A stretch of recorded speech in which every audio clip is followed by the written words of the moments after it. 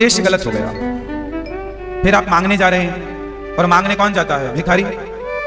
फिर भिखारियों की लिस्ट में आपका नाम आ जाएगा कि मांगने आए हैं। इसलिए भगवान से सुदामा जी जब मिलने गए तो सुदामा जी श्याम सुंदर से कुछ लेने नहीं आए, बल्कि सुदामा भगवान को 4 मुट्ठी चावल देने आए थे। तो भगवान से लेने ना आया करो, भगवान से मिलने आया करो, दर्शन करने। है ना, आज आंखें तरस रही हैं, इसलिए आंखों को तृप्त करने के लिए आपका दर्शन करने आई हूं या आया हूं। अब आप कहेंगे कि महाराज जी बहू के बेटा नहीं है तो मांग लेने में क्या बुराई है? आप सच्चे प्रेम से आए तो सही वृंदावन, खड़े होकर भगवान से सच्चे प्रेम से देखें तो सही। भगवान सब जानते हैं कि आपको क्या चाहिए, बिना मांगे सब दे देते हैं भगवान। तो मांग कर क्यों हम छोटे बन जाएं? लेना भीख। भगवान से सच्चा प्रेम, जो हृदय में भगवान के प्रति आस्था भर के रखे हो आप, प्रेम है, वही भगवान को रिझाएगा। वृंदावन में माता देवकी कौन है? कहते हैं माता देवकी पिछले जन्म की माता कैकेयी। अन्य कथाएं हैं, पर यह भी एक कथा है कि माता कैकेयी जब भगवान राम से मिलने आई, जब भगवान राम से मिलने चित्रकूट आई, तो राम जी से कहने लगी, राम मुझे माफ कर दो, मैंने बहुत सताया है आपको, बहुत अत्याचार किया है आपके साथ, बहुत अत्याचार किया। भगवान राम ने मां से कहा, मां ऐसा ना कहो, आपके कारण ही लोग हमें जानने लग गए हैं, आपके कारण ही बहुत कुछ अच्छा होने वाला है।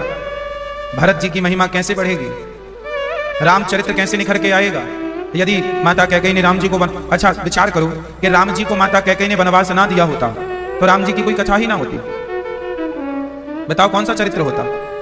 राम जी जन्म लिया, अयोध्या में रहे, बस किसी को सुनने में कोई उत्सुकता ना होती, सामान्य व्यक्तियों की तरह हो जाता। फिर भगवान की भगवत्ता प्रकट तो वनवास में ही हुई ना, अयोध्या में भी हुई, जब मुंह खोलकर भगवान ने दिखाया ब्रह्मांड अपने मुख में।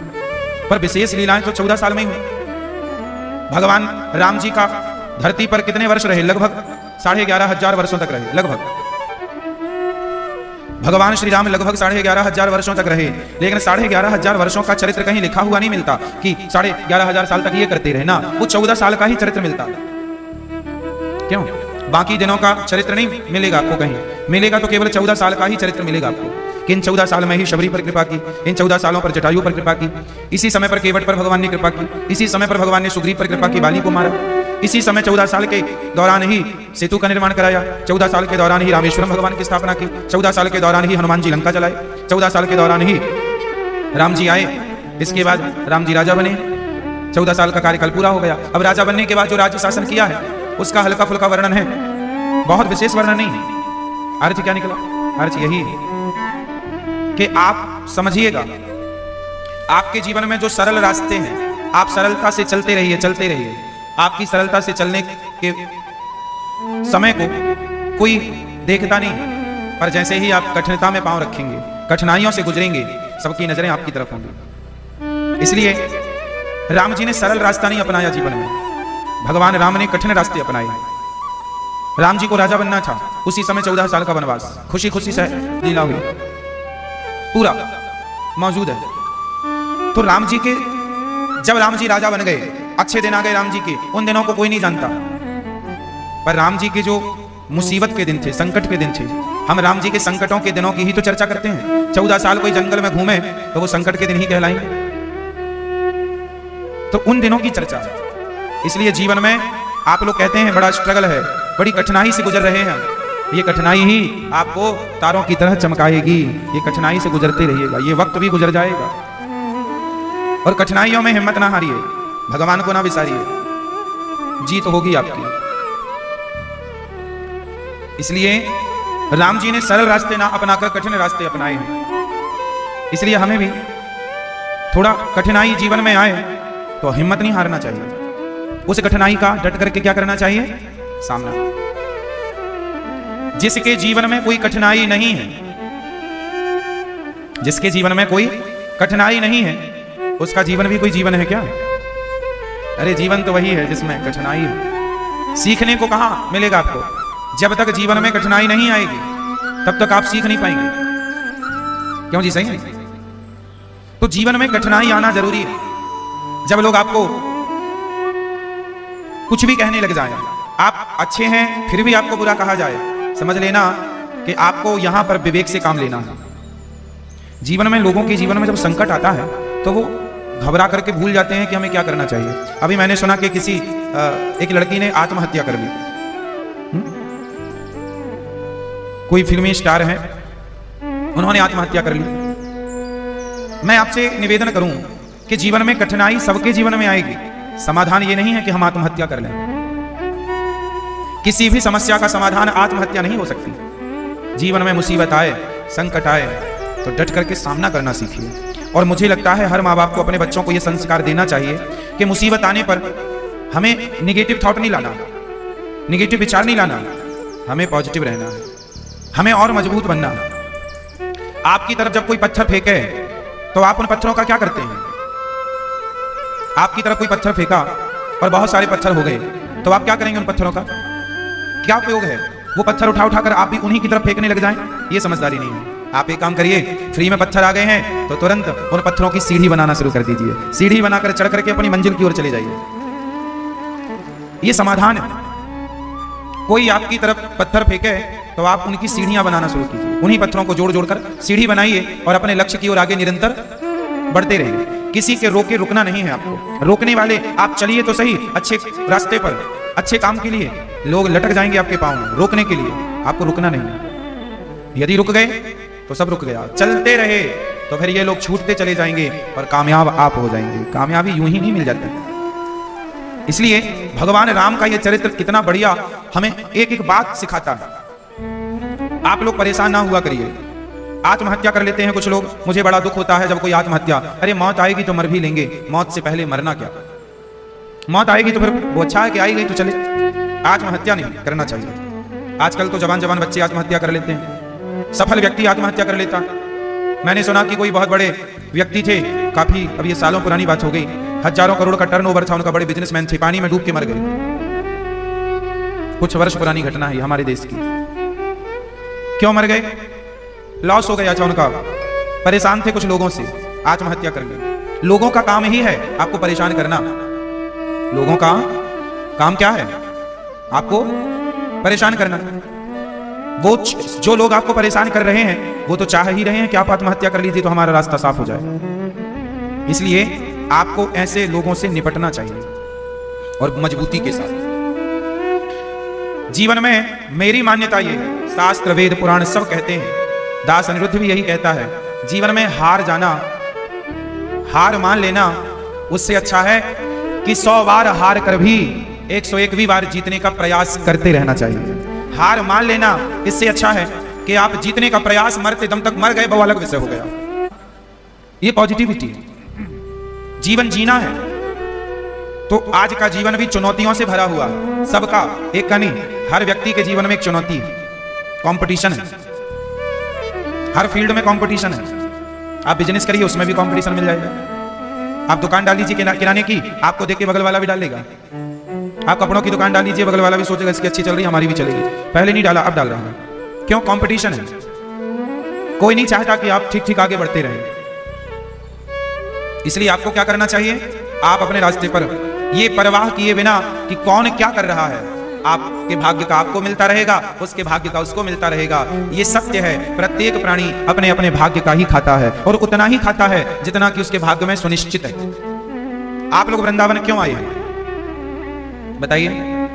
क्योंकि यहां इतने दिनों का आपके नाम का दाना पानी है। जितने दिन का दाना पानी आपका वृंदावन में भी आपके नाम की रोटियां हैं, आप आ गए खाने के लिए। आपके नाम का पानी यहां है, आप आ गए पीने के लिए। जितने दिन दाना पानी होगा उतना खाएंगे, उसके बाद वहां जाएंगे जहां आगे का दाना पानी निश्चित होगा। क्यों जी? सही है। तो इस संसार में प्रत्येक व्यक्ति क्या खाता है? आपके सामने 56 भोग रख दिए जाएं। कई बार ऐसा होता है कि भूख भी बहुत ज्यादा होती है, सामने 56 भोग भी रखा हो, पर हम खा नहीं पाते। अचानक कुछ ऐसा हो जाता है, काम आ जाता है कि थाली छोड़कर जानी पड़ती है। क्या ऐसा कभी हुआ आपके साथ? भूख भी है, भोजन भी है, पर आप नहीं खा पाए। क्यों नहीं खा पाए? कारण ये नहीं है कि काम आ गया। काम आ गया तो ठीक है, पर यह विशेष कारण है कि वो आपके नाम का भोजन था ही नहीं, इसलिए कारण कुछ और बन गया, वो आपको मिला ही नहीं। फिर क्या मिलेगा आपको? वो मिलेगा जो आपके नाम का था। इसलिए किसी को देख कर ना आपको ईर्ष्या करनी चाहिए, उसके भाग्य का वो खाएगा, मेरे भाग्य का मैं। मेरा पड़ोसी 50 लाख की गाड़ी में चलता है, वो उसके भाग्य का है। मैं साइकिल में चलता हूँ, ये मेरे भाग्य का है। मेरा पड़ोसी 56 भोग खाता है, वो उसके भाग्य का है। मैं नमक रोटी खाता हूँ, ये मेरे भाग्य का है। मैं जलूं कि वो 56 भोग क्यों खाता है, तो जलने से क्या होगा? मैं जलूं कि वो 50 लाख की गाड़ी में क्यों चलता है, तो जलने से क्या होगा? हर व्यक्ति, जब आप अपने माँ के पेट से आए थे तो आपकी हाथों की लकीरें साथ में थी। मतलब अब कोई कहे कि जो बच्चा जिनके हाथ नहीं होते, हाथ भले कट जाए किसी के, पर हाथ कट सकते हैं, भाग्य नहीं कट सकता। क्यों जी? कट सकता है। इसलिए भाग्य लेकर व्यक्ति पैदा होता है। आपकी जो बेटी है, आपकी जो बेटी है, वो भले आपकी बेटी है, पर वो अपना भाग्य लेकर पैदा हुई है। कितने भी लड़के आप ढूंढ लो अपनी लड़की के लिए, पर जो उसके भाग्य में होगा, जब होना होगा तब होगा।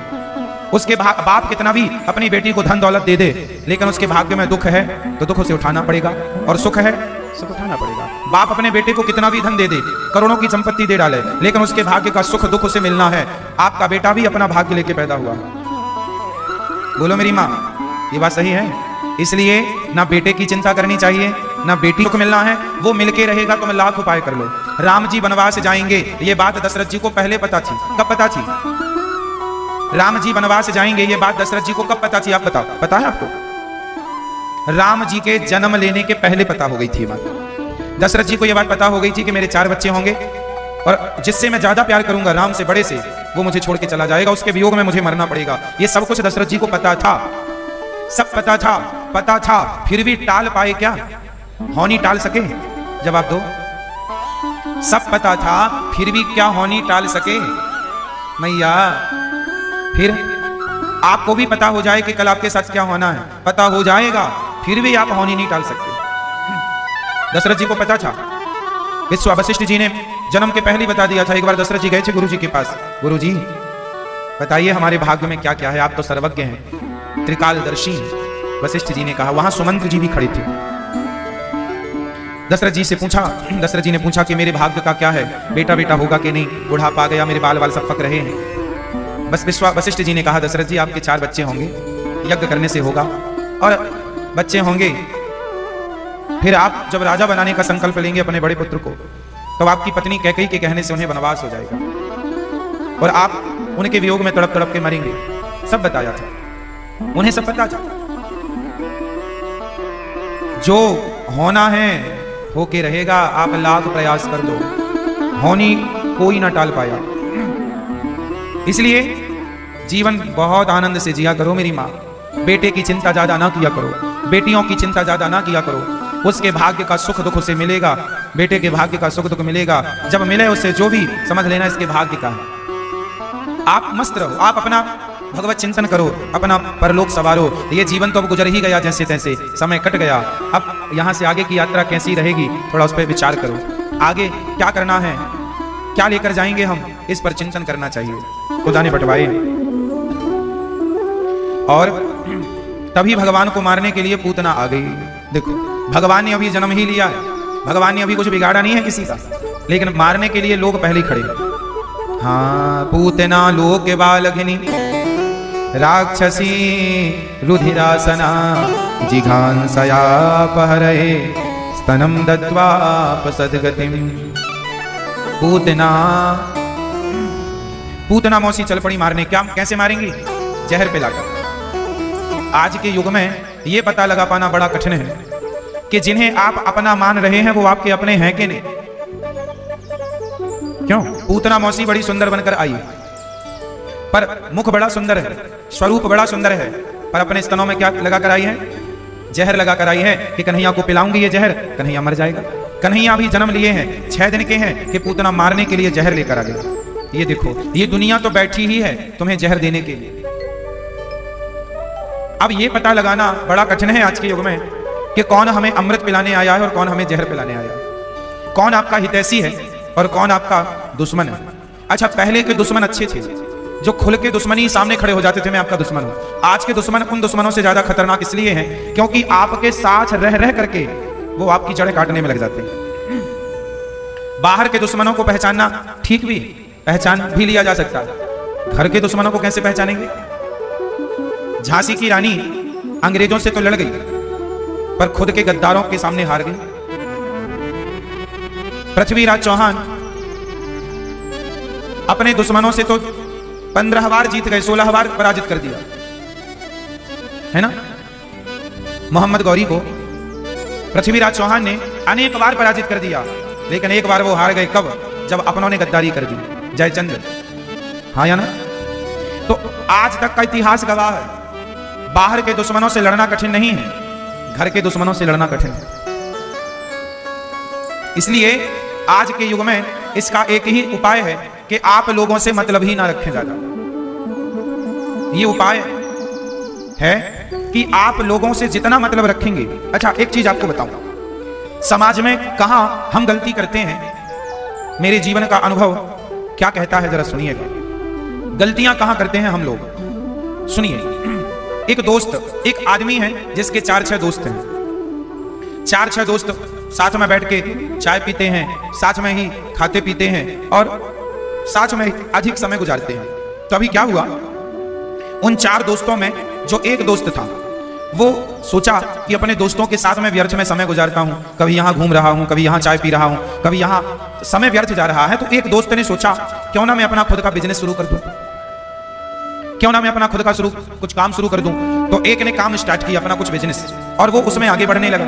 जब वो आगे बढ़ने लगा तो उसके जो 3 दोस्त थे, अब उन तीनों को लगा यार ये तो हमसे बहुत आगे चला गया। फिर वो 3 कौन हो गए? वही 3 हो गए उसके सबसे बड़े, वही 3 दुश्मन। कहीं बाजार से लाने नहीं पड़ते कि चलो भैया तुम हमसे दुश्मनी करो, दुश्मन हमें कहीं बाजार से लाने नहीं पड़ते। आप वो एक लड़का, एक व्यक्ति जो सफल हो गया तो उसके अपने वो दोस्त, वो 3 बन गए दुश्मन, और वह उसको खींचने लगे कि हम जैसे हैं तुम भी ऐसी रहो हमारी तरह। कहां आगे जा रहे हो, है ना, तुम भी हमारी तरह रहो। तो समाज में आप ये गलती करते हैं कि आप पहले ज्यादा किसी को मुंह लगा लेते हैं, फिर वही लोग जिनके साथ आप उठते बैठते थे वही लोग आपकी बुराई करने लग जाते हैं, वही आपको उलझाने लग जाते हैं, वही आप पर मिथ्या आरोप लगाने लग जाते हैं। इसलिए कहा करता हूं कि समाज में ज्यादा लोगों के बीच में उठना बैठना भी बुरा है। 4 जगह उठे बैठेंगे 4 बातें होंगी, 4 बातों। आप किसी को अपने घर बुलाइए, आप एक बहुत बड़ा घर बनाइए, आप बहुत कामयाब हो जाइए, तो आप जिनको अपने घर बुलाएंगे, तो जो आपके घर आएंगे, आप शादी में बुलाइए, बच्चे के जन्मदिन में बुलाइए, किसी को समाज को आप बुलाते हैं, सब लोग आते हैं। तो सब लोग आते हैं तो जरूरी नहीं है कि बहुत लोग आपको आशीर्वाद देने ही आए हैं। कुछ लोग आपका वैभव देखकर ईर्ष्या पाल ले, अरे इनके पास इतना है, अरे तो इतनी तरक्की कर गए, वो आपसे मिलेंगे, आपका सब देखेंगे और जाकर के आपसे ईर्ष्या द्वेष चालू कर देंगे। इसलिए ज्यादा लोग उनके साथ उठो बैठो जो सदा भगवान की चर्चा करें, सत्संग किया करो, सत्संग में उठो बैठो, व्यर्थ की प्रपंच पंचायत में ना उलझें, यही सार है ना। ज्यादा प्रपंच में नहीं उलझना चाहिए किसी को, वरना आपका ही नुकसान है, आपके समय का ही नुकसान है। एक गांव का एक आदमी शहर चला गया और शहर जाकर उसने पहली बार लालटेन लेकर के आया। क्या लाया? जब लालटेन शुरू चला था तो लालटेन का भी एक क्रेज था। लालटेन जानते हैं आप लोग? लालटेन लेके आया।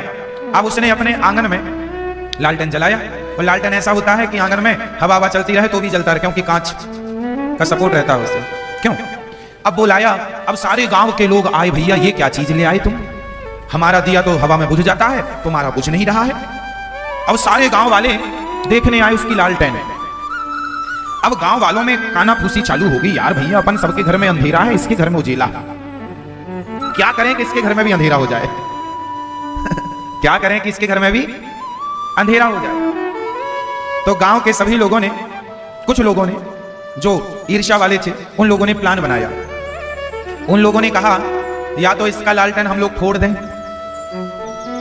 या अच्छा बताइए, एक उपाय हमने बताया, गांव के लोगों ने सोचा, कुछ लोगों ने कि या तो हम इसका लालटेन फोड़ दें तो ये भी हमारी जैसे हो जाएगा फिर से, क्योंकि हमारे घर में अंधकार है, इसके घर में भी अंधकार रहेगा, क्योंकि इसके घर में उजेला है। या तो एक उपाय ये है कि इसका लालटेन फोड़ दिया जाए, या दूसरा उपाय ये है, अब बताओ दूसरा उपाय क्या है, आप लोग बताओ दूसरा उपाय क्या है, बता दो। दूसरा उपाय ये है या अपन लोग भी शहर चलें और अपन लोग भी एक एक लालटेन लेके आए और अपने घर को भी रोशन कर लें, या तो अपन अपने घर को भी रोशनी से भर लें या तो इसका भी लालटेन तोड़ डालें। कौन सा उपाय अच्छा है? कि उसका भी घर प्रकाश से भरा रहे और अपना घर भी प्रकाश से भर जाए, रोशनी से भर जाए। इसके लिए क्या करना पड़ेगा? उसकी तरह उसकी टांग पकड़ के खींचने समाधान नहीं है, उसका लालटेन तोड़ देना समाधान नहीं है। आप अपने आप को भी इतना कामयाब बना लो कि आपके घर भी एक लालटेन आए और आपका भी घर प्रकाश से भर जाए। तो जीवन में ये सबक हमें लेना सीखना चाहिए कि हम दूसरों को देखकर जलना बंद करें और अपने को भी उसकी तरह कामयाब बनाएं, अपने को भी हम उसकी तरह कामयाब बनाएं, ना कि उसका पांव पकड़ के खींचे। तो ये सिद्धांत जीवन में आप सब लोगों के काम आएंगे, आपके बच्चों के काम आएंगे।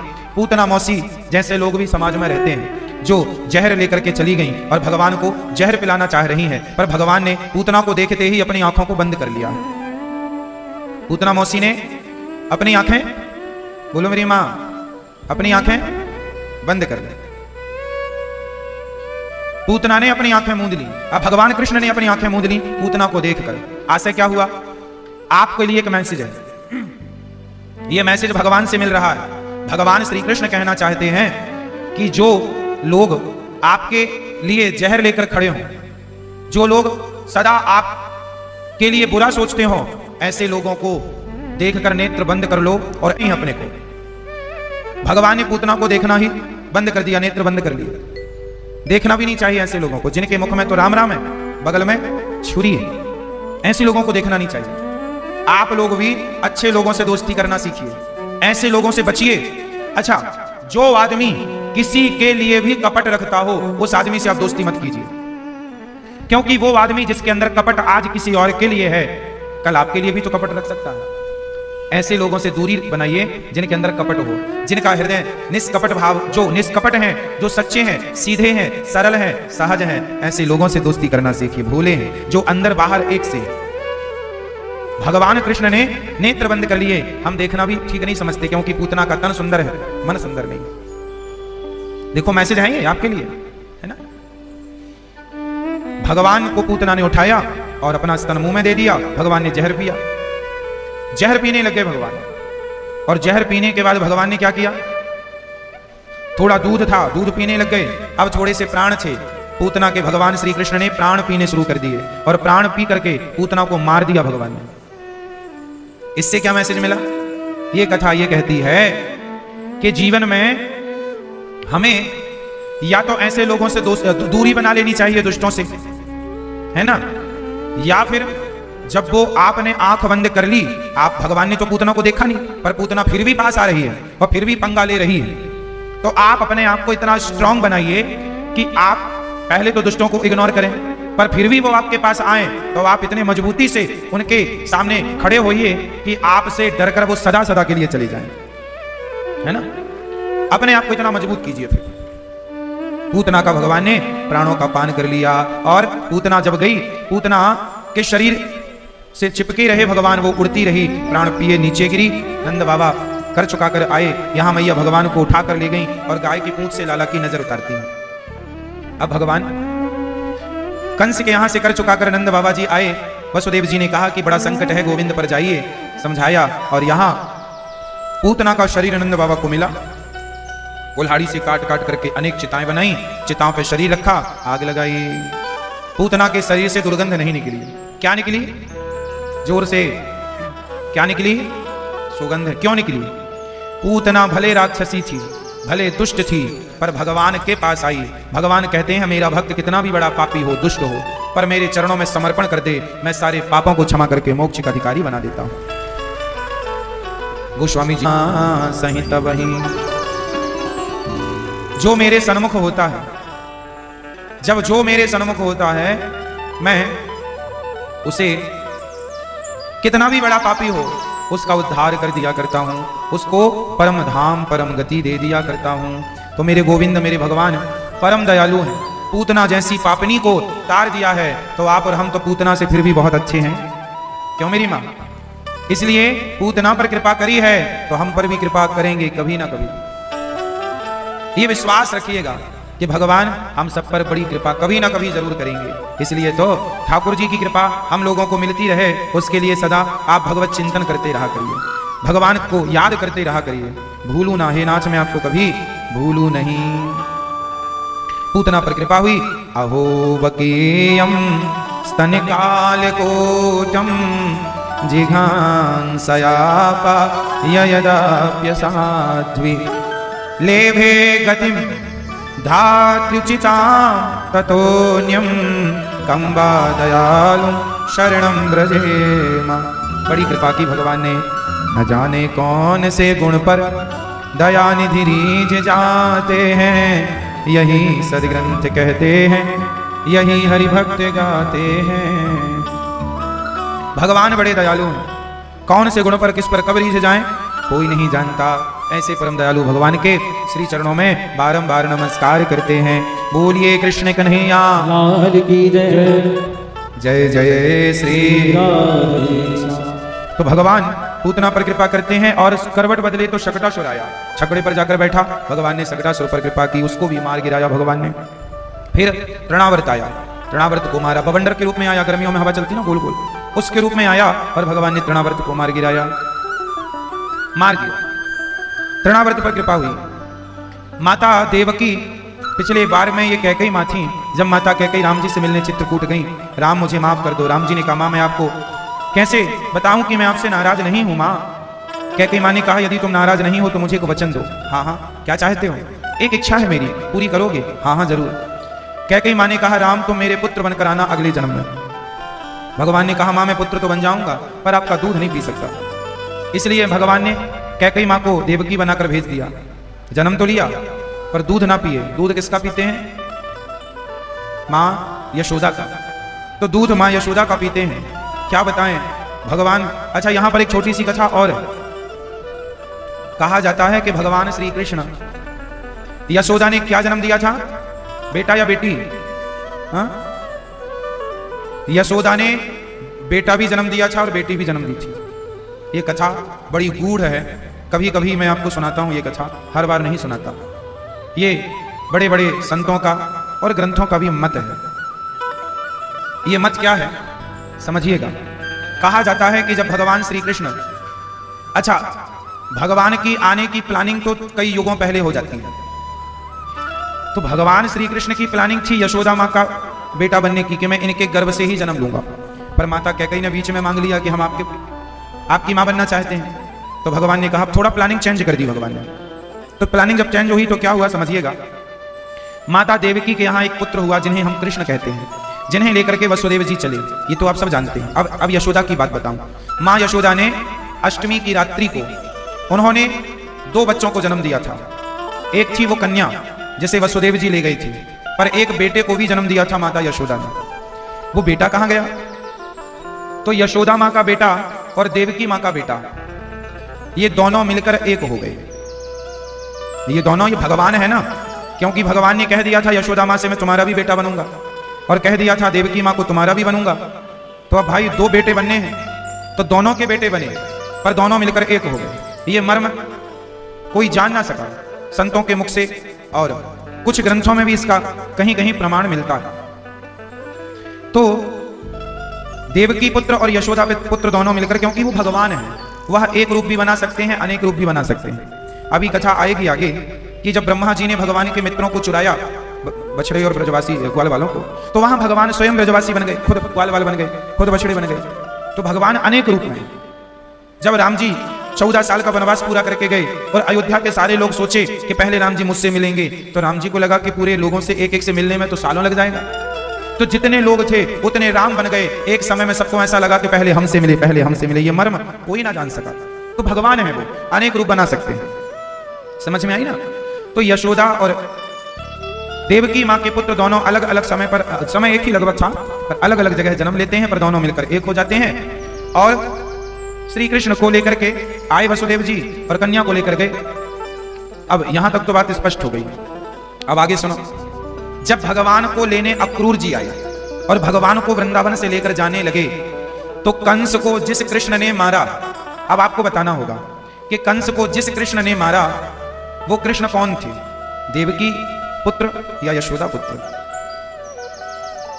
बोलो मेरी मां, वो पुत्र कौन थे, किनके थे? वो जो कृष्ण आए थे मथुरा से, वही कृष्ण मथुरा गए हैं। जो वृंदावन में यशोदा के यहां पैदा हुए थे, वो आज भी वृंदावन में ही हैं। वृंदावन का कन्हैया कहीं वृंदावन से गए नहीं है। जो द्वारिकाधीश है वो देवकी पुत्र द्वारिकाधीश है, यशोदा पुत्र कन्हैया तो आज भी ब्रज के कण कण में, भक्तों के हृदय में, ब्रजवासियों के मन मंदिर में समाये हुए हैं। आज भी पादमेकम न गच्छति, एक पग भी भगवान वृंदावन से बाहर नहीं रखते। जो यशोदा के पुत्र हैं कन्हैया, वो कहीं गए थोड़ी है, यही है। गोपियां अब आप सवाल करेंगे कि फिर जब भगवान गए नहीं तो गोपियां भगवान के लिए क्यों रो रही थी, फिर उद्धव जी क्यों मैसेज लेकर आए? तो इसका भी उत्तर लीजिए। उद्धव को अपने ज्ञान का घमंड हो गया था, उद्धव जी को अपने ज्ञान का अभिमान हो गया था। तो एक भक्त के अभिमान को तोड़ने के लिए भगवान ने लीला रची और गोपियों के सामने इसलिए भेजा क्योंकि गोपियां प्रेमी हैं, तो प्रेम का रंग थोड़ा सा उद्धव जी पर चढ़ जाएगा। इसलिए अपने भक्त को प्रेम की शिक्षा देने के लिए भगवान ने ये लीला रची। बाकी आप इस प्रसंग में गौर से सुनेंगे तो समझ में आएगा कि जब उद्धव जी गोपियों के पास आए और कहा कि कृष्ण के लिए क्या रोना, वो तो सर्वत्र हैं, तब भगवान वो गोपियों ने कहा ये ज्ञान हमें ना दो। तब गोपियों ने अपने बगल में कृष्ण का दर्शन कराया था उद्धव जी को, ये देखो हमारे बगल में बैठे थे। उद्धव जी की आंखें चकरा गईं, अरे मैं तो इन्हें मथुरा छोड़कर आया हूं, ये तो यहां भी हैं, यहां वहां सब जगह है, तो भगवान तो सब जगह है। तो उद्धव जी को बाद में समझ में आ गया कि यहां के कन्हैया यही है। गोपियों के पास, गोपियों से एक पल के लिए भगवान दूर नहीं है, एक क्षण के लिए दूर नहीं है। वृंदावन छोड़कर कहीं गए नहीं। आज भी बिहारी जी के रूप में ठाकुर जी वृंदावन में ही हैं। जो बिहारी जी हैं, जो राधा रमण जी हैं, तो भगवान अनेक रूप आया विष्णवे प्रभु विष्णवे। एक रूप में से, एक रूप से वो द्वारिकाधीश है, एक रूप से वो बिहारी जी है, एक रूप से वही गौरी गोपाल भगवान है। इसलिए वृंदावन में जो है ना, बाल रूप की पूजा होती है। एक वृंदावन ही ऐसा धाम है जहां मंदिरों में आपने घंटा ना देखा होगा। यहां कहीं घंटा वंटा नहीं बजता, घंटा टन टन टन टन, कोई घंटा वंटा, यहां केवल घंटी बजती है आरती के समय, भोग के समय। ठीक है, क्यों नहीं बजता? क्योंकि यशोदा का लाला छोटा सा कन्हैया है ना। आज भी भाव यही है कि छोटा सा कन्हैया है वृंदावन में, और यदि ज्यादा बड़े बड़े घंटे बजाएंगे तो छोटा सा बच्चा घंटा सुन के उसकी नींद भी खुल जाती है, डर भी जाता है। तो भाव है भक्तों का ठाकुर जी को डिस्टर्ब ना किया जाए। छोटे छोटे बच्चों के सामने आप घंटा बजा दीजिए, बड़ा डर जाते हैं। तो भगवान के लिए भक्त भगवान को काहे डर किस बात का? पर भक्तों का भाव है। जैसे आप लोग भगवान को सुलाते हो, जगाते हो, ये आपका भाव है, भोग लगाते हो, भाव है ऐसे ही। इसलिए यहां वृंदावन में कहीं मंदिरों में घंटा नहीं देखने को मिलेगा,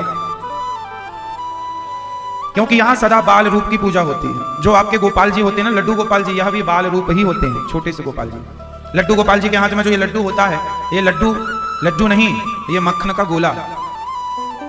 ये गोपाल जी जो हैं, ये कब के गोपाल जी, कौन सी भावना से ये इनको तैयार किया गया, किस भाव से? एक दिन भगवान श्री कृष्ण मां यशोदा दही मंथन करके अपना मक्खन निकाल के गोला बना के ऐसा, और मैया एक पात्र में रख रही थी कि पीछे से कन्हैया आए, माखन का गोला उठाया। और तब की बात है जब भगवान घुटनों के बल चलते थे। तो घुटनों के बल चलते हुए गोपाल हाथ में मक्खन का गोला लेके जाने लगे, है ना। तो ठाकुर जी दूर जाके खड़े हो गए, बैठ, मतलब माखन का गोला हाथ में लिए हैं, एक हाथ सामने से नीचे, एक पांव नीचे, घुटना, जैसे गोपाल जी को आप देखते हैं ना, बस वही छवि से ठाकुर जी खड़े हैं और मैया को टुकुर टुकुर देख रहे हैं। मैया ने हमें देख तो नहीं लिया, और मैया ने देख तो लिया था, पर मैया ऐसे बहाना बना रही थी जैसे हमने नहीं देखा। तो कन्हैया मैया को देख रहे हैं टुकुर टुकुर, और मैया भी छिपी हुई नजरों से देख रही हैं। बस वो भगवान अपनी माँ को देख रहे हैं, भगवान अपने भक्त को देख रहे हैं, और भक्त अपने भगवान को देख रहे हैं। वही कथा की कल्पना करके सबसे पहले लड्डू गोपाल जी को किसी ने तैयार किया। वो कल्पना मन में बसा के कि ठाकुर जी ऐसे माखन लेके गए, और ये छवि मैया के मन में बसी। और सुंदरता का वर्णन वेद पुराणों में मिलता है उस आधार पर भगवान का की मूर्तियां तैयार होती हैं। कई लोग कहते हैं कि भगवान को किसी ने देखा थोड़ी है, जो मूर्ति आपने बनाई है भगवान की, भगवान ऐसे ही हैं, किसने देखा? अरे भाई देखा नहीं तो क्या हुआ, वेद पुराणों में लिखा है कि भगवान की आंखें ऐसी हैं, कान ऐसे हैं, गाल ऐसे हैं, अधर ऐसे हैं, बाल ऐसे हैं। उसी जो लिखा है उसके आधार से तैयार किया, तो ठाकुर जी का ये चित्र सामने आ गया। ऐसे भगवान। चोर को पकड़ने के लिए पुलिस भी तो स्केच बनवाती है। चोर को देखा था, बताओ कैसे दिखता है चोर? ऐसे दिखता है, बनवाओ बनवाओ बनवाओ, बन जाता है। तो ठाकुर जी भगवान जी ऐसे दिखते हैं, वेद पुराणों में लिखा हुआ है, उसी आधार पर तैयार भगवान को कर दिया जाता है। ऐसे भगवान जी। मानो तो मैं गंगा मां हूं, ना मानो तो बहता सारी चीजें भावनाओं पर टिकी हुई हैं। ये भावना, ये भाव है। भक्ति भाव से चलती है, भाव के बिना सब अधूरा है। भाव का भूखा हूं मैं, भाव ही एक सार है, भाव से भजले मुझे तो भव से बेड़ा। भाव है, भगवान भावनाओं पर टिके हुए हैं, भावना की नींव पर। किसी के अंदर भाव ही नहीं है ना। अब किसी की पत्नी अपने पति से बहुत प्रेम करती है, पर उसके पति के अंदर प्रेम का कोई भाव ही नहीं है, तो वो अकेली कब तक प्रेम करे और प्रेम की बातें भी कब तक करे। जितना भाव आपके अंदर हो उतना आपके पति में हो तो वो गृहस्थी अच्छी चलती है। क्यों जी, सही है? हाँ या ना? तो दोनों में भाव होना चाहिए। ये भाव, ये चीज है जो मैं आपको समझाने के लिए बात कह रहा हूं कि अकेली पत्नी ही अपने पति से प्रेम करती रहे, वो ही उसका आदर सम्मान करती रहे, और पति के लिए, पति के अंदर उसकी पत्नी के प्रति कोई आदर भाव ना हो, कोई रिस्पेक्ट की भावना ना हो, कोई सम्मान का भाव ना हो, कोई प्रेम ना हो, कोई अटैचमेंट ना हो, तो एक का अकेले का भाव क्या कर लेगा। इसी तरह अब ये भाव कहीं बाजार से खरीद के नहीं लाए जा सकते कि आपके पति के अंदर भाव नहीं है तो भैया जरा 2 किलो भाव दे दो, पति को खिला देंगे। ये भाव बाजार से मिलने वाली चीजें नहीं, ये तो नेचुरल है, होता है, किसी किसी में होता है, सब में यही है। भगवान के प्रति भी ये प्रेम, ये भाव किसी किसी के अंदर होता है, सबके अंदर नहीं होता। कहां से लाओगे? तो ये प्रेम है। भगवान भाव के भूखे हैं, वही भाव चाहिए। शबरी वाले भाव चाहिए, विदुरानी वाले भाव चाहिए, मीरा वाले भाव चाहिए। अब ये बाजार में मिलते नहीं, ये होता है, ये जागता है। कई बार नास्तिकों को भी जाग जाए तो जाग जाता है, जिसे जाग जाए वो कहने लग जाता है कि कृष्णात् परम किमपि तत्त्वम् अहम् न जाने, मैं कृष्ण के अतिरिक्त फिर किसी को नहीं जानता, कि इनके सिवा भी कोई है। यही भाव, भाव जगत में ही सब कुछ है, जिसे हम कहते हैं कल्पना। अच्छा आप लोग चलो, मैं आज भाव की एक बात करता हूं, प्रैक्टिकल करता हूं, भाव क्या होता है। आओ मैं आपको एक भाव में ले चलता हूं। देखो, भगवान की पूजा 2 प्रकार की होती है। एक शारीरिक पूजा होती है जो शरीर से की जाए, जैसे गोपाल जी को नहवाना, आप लोग नहलाते हैं तो बड़े भाव से एक थाली लिया करो, थाली में एक स्टार बनाकर भगवान जी का नाम लिखा करो, ओम बीच में लिख करके एक खंड में नमो, फिर ना रा य ऐसे लिख करके थाली में चंदन से, फिर ठाकुर जी उस चंदन से लिख के थाली में तुलसी का दल डाला करो, और तुलसी की आसन में भगवान जी को फिर बिठाया करो। भगवान जी को गोपाल जी को बिठाओ, और बिठाकर भगवान जी को स्नान कराना चाहिए। कैसे कराना चाहिए? भगवान जी को एक थाली में क्या बनाना चाहिए? सबसे पहले चंदन का स्टार बनाना चाहिए, लिखना चाहिए उसमें भाव से, जो आपका मंत्र है, मूल मंत्र आपका, वो लिखिए, और भाव से उसमें ऐसे ठाकुर जी को बिठाइए। ठाकुर जी को बिठा करके फिर जल से, दूध से, दही से, जो आपकी श्रद्धा, आपका जो व्यवस्था है उससे जल। भगवान ये नहीं कहते मुझे दूध से नहवाओ, भगवान ये नहीं कहते कि हमें दही से नहवाओ, भगवान मांगते कुछ नहीं है। ये जो हम लोग करते हैं ये हमारा अपना भाव होता है, ये हमारा अपना क्या होता है मेरी माँ, कि हम भगवान जी को दूध से नहवाएं, दही से नहवाएं, घी से नहवाएं, ये हमारा भाव है। भगवान थोड़ी कहते हैं कि हमें दूध दो, मैं प्यासा हूं, मैं भूखा हूं ना। कई लोग कहते हैं कि आप शंकर जी के ऊपर दूध चढ़ाते हैं, पिक्चरें भी बन गई इस पर, आप शंकर जी के ऊपर दूध चढ़ाकर बहा देते हैं, वो गरीबों को बांट दो। अरे गरीबों को देना भी हमारा भाव है, देते हैं आप लोग, हम लोग, सब लोग जो बनता है उनको देना भी भाव है, और शंकर जी के ऊपर दूध चढ़ाना भी एक भक्त का भाव है ना। कोई तुम्हारे बाप से थोड़ी मांग कर ला रहे हैं कि भैया तुम 2 तक चढ़ाएंगे, है ना। सही है, ये भाव है, ये भाव जगत है। हिंदू धर्म को टारगेट करके कितनी पिक्चरें बन गई हैं, अन्य धर्मों में कोई नहीं बना सकता, क्योंकि हिंदू जितना सहज है, सरल है, इतना कोई नहीं। हिंदू सहनशील ज्यादा, सहता ज्यादा, और वो लोग पिक्चर बनाने वाले लोग नहीं, वो कुछ भी। अभी एक रामायण मैंने सुना है, रामायण का कोई सीरियल आने वाले, पिक्चर बनी है रामायण, जिसमें राम जी, हनुमान जी सब हैं, जिसमें अलग अलग ढंग से देवी देवताओं को प्रस्तुत किया गया है। क्यों जी, सही है। हनुमान जी ऐसे बने हैं कि उनकी मूंछ ही नहीं है, यहाँ मतलब अलग धर्म के दिख रहे हैं वो, कि सनातन धर्म में तो ऐसा पहनावा ही नहीं है ना। कहने का आज देखो ये कलयुग है, यहां पर अच्छी बातें, अच्छी चीजें लोग परोसना ही नहीं चाहते। जो मन में आ रहा है, जिसके मन में आ रहा है वही करता चला जा रहा है। सनातन धर्म सबसे श्रेष्ठ धर्म है, प्राचीन है, फिर भी हमारे धर्म का कितने लोग मजाक उड़ाते हैं। समस्या ये नहीं है कि लोग मजाक उड़ाते हैं, समस्या ये है कि मजाक उड़ाने वालों को हम लोग कुछ जवाब नहीं देते। जवाब देने लग जाएंगे तो मजाक उड़ना बंद हो जाएगा। मजाक इसलिए उड़ाया जाता है सनातन धर्म का, क्योंकि हमारे सनातन धर्म में सब लोग अपमान इत्यादि सब, अरे अपना अपमान तो सह लिया जाए, अच्छी बात है, आप मेरा अपमान करो मैं सह लूंगा, पर भगवान का अपमान किसी को नहीं करना चाहिए, है ना, अपमान नहीं करना चाहिए। अब आज के युग में लोग पिक्चरें बना देते हैं, शंकर जी पर दूध क्यों चढ़ाते हो, उन्होंने ये नहीं बताया कि फलानी जगह जाके चादरें क्यों चढ़ाते हो, टारगेट में दूध ही था, शंकर जी ही टारगेट पर थे, अन्य कुछ नहीं। सही है, तो ये हिंदू धर्म को ही टारगेट बनाया जा रहा है। अरे ये हमारी श्रद्धा है, हमारा भाव है कि हम दूध चढ़ाएं, आपको नहीं चढ़ाना तो कोई जबरदस्ती भी नहीं करता, नहीं चढ़ाना ही पड़ेगा। क्यों मेरी मां? आरती है, ठाकुर जी की स्तुति है, आप में से सबको ये स्तुतियां याद होनी चाहिए। 5 श्लोक हैं इसमें केवल। श्री रामचंद्र कृपालु भजमन, ये गाया करिए आप लोग, ठाकुर जी की रोज ये स्तुति किया करिए, बच्चों को याद कराओ ये चीजें। आप बच्चों को याद 5 रोज जपेंगे, आप में से लगभग सबको ये याद होगा। जो याद ना हो, हम हिंदुओं को भगवान राम की ये स्तुति याद ना हो तो फिर हम हिंदू किस बात के, बताओ। श्री रामचंद्र कृपाल भजमन हमें याद नहीं है, भय प्रगट कृपाला दीन दयाला, ये यदि हमें याद नहीं है तो बताओ हम कैसे हिंदू हैं, है ना। हमारे देश में हर मंदिर में ये आरतियां होती हैं ठाकुर जी की, है ना, भय प्रगट कृपाला दीन दयाला कौशल्या हितकारी हर्षित महतारी मुनि मनहारी अद्भुत रूप विचारी। हमें रोज भगवान जी की आरती करनी चाहिए, रोज स्तुति करनी चाहिए। तो ये सब हमें याद करना चाहिए, अपने धर्म का हम ख्याल रखें। ठाकुर जी की स्तुति करो, प्रणाम करो भगवान जी को, फिर आरती पूजा करके भोग लगाकर भाव से प्रणाम करो, ऐसे प्रणाम करो इस भाव से कि प्रभु मैं सदा आपका हूं, आपकी हूं। सदा के लिए भगवान का हो जाना अच्छी बात है। सदा के लिए किसके बन जाओ? भगवान के बन जाओ, सदा के लिए उनके हो जाओ। अब ध्यान पूर्वक सुनिएगा प्रिय भक्तों, अब ये हो गई शारीरिक पूजा, अब मानसिक पूजा की ओर हम आपको लेकर चलते हैं। मानसिक पूजा कैसी होनी चाहिए? देखो, भाव से हमें कहां पहुंचना होता है, और सारी चीजें भाव पर ही टिकी हुई हैं। चलो अब मैं जो जो कहूंगा उसकी आप लोग कल्पना करेंगे, इमेजिन करेंगे, भाव से देखेंगे, जो मैं कहूंगा वो आप लोग करेंगे। सब लोग अपनी रीढ़ की हड्डी सीधी करो, अच्छे से बैठो, आंखें बंद कर लो।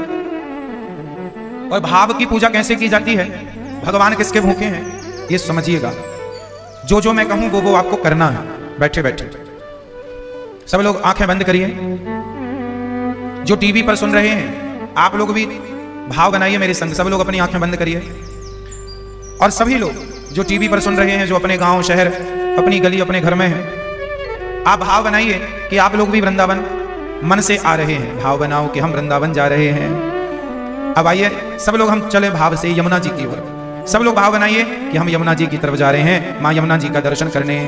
भाव बनाइए कि आप माँ यमुना जी के पास पहुंच गए हैं और माँ यमुना जी का आप लोग पावन दर्शन कर रहे हैं। आपने अब कि आप यमुना जी में स्नान कर रहे हैं। भाव बनाइए सब लोग, भाव बनाइए कि आप यमुना जी में डुबकियां लगा रहे हैं, और यमुना जी का जल लेकर आप सूर्य भगवान को अर्घ दे रहे हैं। सूर्याय नमः।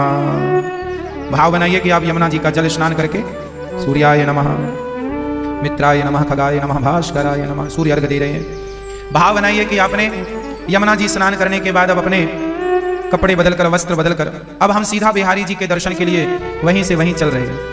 भाव बनाइए कि हम बिहारी जी के दर्शन की तरफ जा रहे हैं। बड़ी भीड़ है आज, दर्शन कर रहे हैं लोगों का। सबसे भीड़ से गुजरते हुए हम मंदिर में पहुंचे। देहरी को, द्वार को, जब बिहारी जी का दर्शन करने जाओ तो जो द्वार आता है ना, जिसे हम देहरी कहते हैं, उस देहरी को प्रणाम करना चाहिए। हे प्रभु, आपने अपने द्वार पर बुला लिया, बड़ी कृपा की। ऐसा प्रणाम करके भाव बनाइए कि अब बिहारी जी के मंदिर में आप प्रवेश कर रहे हैं। सब लोग भाव बनाइए। अब भाव बनाकर सब लोग बस बिहारी जी की तरफ देखिए। भाव से देखिए कि आपके सामने बिहारी जी हैं, पर सामने पर्दा दिखाई पड़ गया। अब आपने इंतजार, भाव बनाइए कि आप इंतजार कर रहे हैं कब पर्दा खुले, कब मैं बिहारी जी का दर्शन करूं, तभी पर्दा खुल गया। वाह सुंदर ठाकुर जी। भाव बनाइए कि आपकी आंखों के सामने बिहारी जी हैं और आप उनके पावन से मुखमंडल को देख रहे हैं। शायद बिहारी जी आज हमें देखकर बड़े मुस्कुरा रहे हैं, शायद ये कहना चाह रहे हैं बहुत दिनों के बाद आए हो ठाकुर जी, की मुस्कुराहट देखिए, उनकी आंखें देखिए ठाकुर जी के लिए। खर्चा नहीं हुआ 1 रुपए का, भाव से बनाओ ना। जब भाव से ही बनाना है तो बढ़िया बनाओ। तो ये मानसिक पूजा आपको करनी है। शरीर कहीं हो, हमें कोई फर्क नहीं पड़ता। ट्रेन में बैठे हैं आप, भाव में डूब जाइए। व्यर्थ की बकवास करने से अच्छा है भाव से भगवान में डूबे रहिए। बड़े बड़े साधु संत लोग जंगलों में बैठ के क्या करते हैं, इसी भाव में डूब जाते हैं। घंटों तक, दिनों दिनों तक, महीनों महीनों तक डूबे रहते हैं। अभी आपकी समाधि लगी ना थोड़ी देर की, भले 2 मिनट के लिए, भले 30 सेकंड के लिए आपका ध्यान लगा हो, पर लगा कि नहीं? आपका जितनी देर के लिए ध्यान लगा होगा उतनी देर में आप ये दुनिया से अलग चले गए थे अभी, है ना? भाव की दुनिया में बड़े बड़े आप लोग 30 सेकंड का ध्यान लगा पाते हैं, मिनट 2 मिनट के लिए ध्यान में जाते हैं। बड़े बड़े साधु संत ऐसे साधक हो गए हैं कि सालों साल तक ध्यान में चले जाते हैं, सालों साल के लिए ध्यान में। उच्च कोटि की अवस्था है, यही ध्यान है। वो ध्यान में भगवान के भगवत धाम को, वो बैकुंठ पहुंच जाते हैं भाव से, और उन्हें महसूस होने लगता है कि मैं वही हूं। अभी आप में से कितने लोगों को महसूस हुआ? आपने कितने लोगों ने यमुना जी का स्नान कर लिया? भाव में कर लिया ना? शरीर भी गीला नहीं हुआ, पर पुण्य पूरा मिलेगा। बिहारी जी का दर्शन भी आपने कर लिया, चरण भी धोए। कितने लोगों ने बिहारी जी के चरण धोए हैं? अब आप कभी ये नहीं कह सकते कि मैंने बिहारी जी के चरण नहीं धोए। अब आप कह सकते कि मैंने बिहारी जी के चरणों को धोया है और चरण अमृत भी पिया, कह सकते हैं आप। सही है? भाव है। तो ये भाव की पूजा चाहिए। भगवान इसी भाव को स्वीकार करते हैं, वस्तुओं को स्वीकार नहीं करते। ये फूल, ये तुलसी, ये मिष्ठान सब यहीं रह जाएगा। भाव में जो आनंद है ना, इसलिए भगवान को कम ही भजो, भाव से भजो। इसलिए मैं कहा करता हूं, बाहर की तरह ये बहिर्मुखी ना बनो, फूल बेल पत्र किसी में ना उलझे रहो। भाव के एक सागर में डूबना सीखो, प्रेम में जाना सीखो। भगवान प्रेम में मिलेंगे, मोहन प्रेम बिना नहीं मिलते, चाहे कर लो कोटि उपाय। बिना प्रेम के भगवान का मिलना संभव नहीं है मेरी माँ। इसलिए आप जितनी बूढ़ी माँ हो, आप घर में एकांत में बैठा करो और इसी ध्यान में डूबा करो। मैं भगवान के लिए रोटी बना रही हूँ, मैं भगवान के लिए ये, मैं भगवान का दर्शन। हाँ, भगवत चिंतन में खोए रहो, यही चीज सच्ची साधना है ना।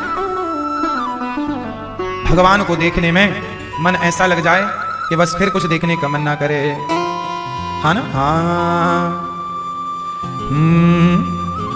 नैन तुम्हारे कजरारे और घुंघराले बाल। हम भगवान के दर्शन करते हैं तो आंखें कितनी सुंदर गाल के इसका दर्शन करें और हम लुट जाएं, ठाकुर जी के चरणों में अपने आप को लुटाएं। हम जिंदगी लुटाने आए हैं, सब कुछ लुटा चुके हैं, अब क्या लुटाने आए हैं? हम जिंदगी लुटाने आए हैं तेरे दर पे, अपना तुम्हें बनाने आए हैं तेरे दर पे। तो जरा भाव से कहिए, हम जिंदगी लुटाने आए हैं तेरे दर। को अपना बना लेना सबसे बड़ी समझदारी है, और दुनिया को अपना बनाने के चक्कर में भटकना सबसे बड़ी मूर्खता। सही है? अच्छा ये बताओ, ये दुनिया के लोग आपके हो सकते हैं या भगवान आपके हो सकते हैं? कौन कौन आपका हो सकता है? ये दुनिया के लोग आज तक किसी के हुए हों सो बताओ। ये लोग आज तक किसी के हुए हों तो बताओ। किसी के ना हुए, आपके हो जाएंगे? अच्छा, भगवान हमारे हो सकते हैं कि नहीं? दुनिया के लोग हमारे हो सकते हैं कि नहीं, इसकी गारंटी नहीं, पर भगवान आपके हो सकते हैं, इसकी गारंटी है। इसलिए दुनिया को अपना बनाने में समय ना व्यर्थ में गवाया जाए, भगवान को अपना बनाया जाए। किसको अपना बनाया जाए? मीराबाई इसलिए तो कहती हैं, मेरे तो गिरधर गोपाल दूसरो ना कोई। वो किसी को अपना बनाने के चक्कर में पड़ती ही नहीं। हमें भी किसी को अपना बनाने के चक्कर में नहीं पड़ना चाहिए। भगवान को अपना बना लो, बात खत्म। उनको अपना मान लो, हो गया। भगवान हमारे तो सब हमारे, भगवान हमारे नहीं तो सबको हम अपना बनाकर भी क्या पालेंगे? सबको बना के क्या पालोगे? इसलिए भगवान को, पूतना मौसी पर भगवान ने कृपा की। आज भगवान का नामकरण संस्कार हुआ। गर्गः पुरोहितो राजन यदूनां सुमहातपा, ब्रजं जगाम नंदस्य वसुदेव प्रचोदितः। गर्गः पुरोहितो राजन। अब बताइए, गर्गाचार्य जी आए हैं सबका स्वागत सम्मान हुआ है। और गर्गाचार्य जी भगवान का पावन दर्शन करके उनकी समाधि लग जा रही है, भगवान के नामकरण संस्कार को कर रहे हैं। हमारे सनातन धर्म में संस्कार बहुत हैं, जिनमें 16 प्रधान संस्कार हैं। नामकरण संस्कार भी उन्हीं में एक है। आप अपने बच्चों के नाम अच्छे से रखा करो, है ना, अच्छे नाम, है ना, और संस्कार दिया करो अपने बच्चों को। अच्छा, बच्चों को संस्कार हम बुढ़ापे में दे पाएंगे कि लड़कपन में या जवानी में? कब दे सकते हैं संस्कार? क्या बुढ़ापे में संस्कार दिए जा सकते हैं? जवानी में संस्कार दिए जा सकते हैं? लड़कपन से, बाल्यकाल से ही बच्चों को संस्कार देना आप लोग स्टार्ट किया करो। छोटी सी उम्र से बच्चों को सिखाओ सब चीजें। राम जी के बारे में बच्चों को बचपन में बताओ, राम जी कौन है। आजकल बच्चों को पता ही नहीं होता कि राम जी कौन है, भगवान कृष्ण कौन है। राम जी के बारे में कोई जानकारी नहीं, क्योंकि आजकल माँ बाप को फेसबुक व्हाट्सएप से फुर्सत नहीं है। माँ बाप भी तो आजकल भटक गए हैं रास्ता। अच्छा, बच्चे बिगड़ रहे हैं आज, तो बच्चों की बिगड़ने में जिम्मेदार कौन है बताइए? आज संगति जिम्मेदार है, समाज जिम्मेदार है, माँ बाप जिम्मेदार है। कौन, किसे आप जिम्मेदार, किसको आप दोषी करार देंगे? समाज को, संगति को, संस्कारों को, या माँ बाप को? मैं ये बताओ। मेरा मानना यह है कि सबकी थोड़ी थोड़ी गलती है। माँ बाप की भी थोड़ी गलती है, समाज की भी थोड़ी सी गलती है। संस्कार नहीं दे पाए, ये पूरी गलती है ना। बच्चे तो मिट्टी होते हैं। आप माटी कुम्हार के पास ले जाओ और कुम्हार से कहो भैया घड़ा बना दो, तो वो उस माटी का घड़ा बना देगा। आप माटी लेकर जाओ, कहो कुम्हार भैया चिलम बनाना है, माटी की चिलम बना देगा। माटी से चिलम भी बनती है और माटी से घड़ा भी बनता है। बच्चे माटी की तरह होते हैं, माँ बाप कुम्हार होते हैं। माँ बाप चाहें तो बच्चों को घड़ा बना दें, माँ बाप चाहें तो बच्चों को चिलम बना दें। चिलम बनाएंगे तो वो स्वयं भी जलेंगे, औरों को जलाएंगे। घड़ा बनेंगे तो खुद ठंडे रहेंगे, औरों को भी शीतलता प्रदान करेंगे। माँ बाप, आप अपने बच्चों को उन बच्चों के साथ मत खेलने दिया करो जो बच्चे गालियां देते हैं, गंदी बातें करते हैं। अच्छे बच्चों की संगत में अपने बच्चों को भेजा करो। आप माँ बाप हैं, थोड़ा आप ही बच्चों के साथ खेल लिया करो। आप बच्चों को खेलना चाहिए, खेलने का उनका मन करता है। आज के जमाने में किसके संग खिलाएं बच्चों को, क्योंकि सब प्रकार के लोग हैं। मुझे बचपन में याद है, मेरा अपना बचपन, गर्मियों में हम लोग पूरी दोपहर खेला करते थे गांव में। कंचे खेलते थे, गिल्ली डंडा खेलते थे, गेंद, क्रिकेट वाला गेंद नहीं, एक लाठी डंडा सब बच्चों के पास होता था। जमीन में एक गड्ढा खोद लेते थे, ये हमारा है, यदि गेंद तुम्हें लग गई तो तुम दाम दोगे, तुम हार गए। तो वो गड़ा गेंद बोल, तो आप खेल लिया करो बच्चों के साथ। खेल खेल में बता दिया करो राम जी कौन है, कृष्ण जी कौन है, बता दिया करो क्या सही है क्या गलत है ना। बच्चों को मजबूत बनाने के लिए कुछ जिम्मेदारियां दिया करो बच्चों को, जरूरी है। संस्कार दे दोगे तो बहुत सुखी हो जाओगे। जिन बच्चों के माँ बाप ने संस्कार दे दिया, आज बूढ़े माँ बाप की सेवा कौन बच्चे कर रहे हैं? जो संस्कार प्राप्त किए हैं वो सेवा कर रहे हैं, और जिन्होंने संस्कार नहीं पाए उनके बच्चे घर से निकाल रहे हैं। तो आपका बुढ़ापा ही बिगड़ जाएगा यदि आप बच्चों को संस्कार नहीं देंगे तो। और बच्चों को संस्कार देने के पहले अपने को स्वयं संस्कारी होना चाहिए। अब आप ही अपने माँ बाप को घर से निकालें, आप ही अपने माँ बाप के साथ गलत व्यवहार करें और आप अपने बच्चों को कहें तुम अपने माँ बाप की सेवा करना, तो नहीं हो सकता। क्योंकि वो बच्चे, कुछ चीजें पढ़कर सीखी जाती हैं, कुछ चीजें देखकर ही सीख लेता है व्यक्ति। संस्कार कुछ देखकर सीखे जाते हैं। जो आप करते हैं वही बच्चे करते हैं। आप अच्छा करिए, बच्चे अच्छा करिए। आप बुरा करिए, बच्चे बुरा करिए। जो आप करेंगे, आप अपने माँ बाप को मारिए तो आपके बच्चे भी बड़े होकर आपको मारेंगे, क्योंकि उन्होंने वो देखा है, वो सीखा है। आप पांव धो धो के पीजिए अपने माँ बाप के, तो बच्चे भी आपके पांव धो धो के पिएंगे, क्योंकि देखा है, सीखा है। सही है ना मेरी माँ? इसलिए संगत बड़ी चीज है। आजकल बच्चों को माँ बाप अपने से बड़ों को प्रणाम करना सिखाएं, कैसे प्रणाम किया जाता है। आजकल के बच्चों को प्रणाम करना नहीं आता, कैसे प्रणाम। स्कूल जाते हैं बच्चे, तो स्कूल देखो, बच्चे दो प्रकार के होते हैं। आप बताना श्रेष्ठ बच्चा कौन है?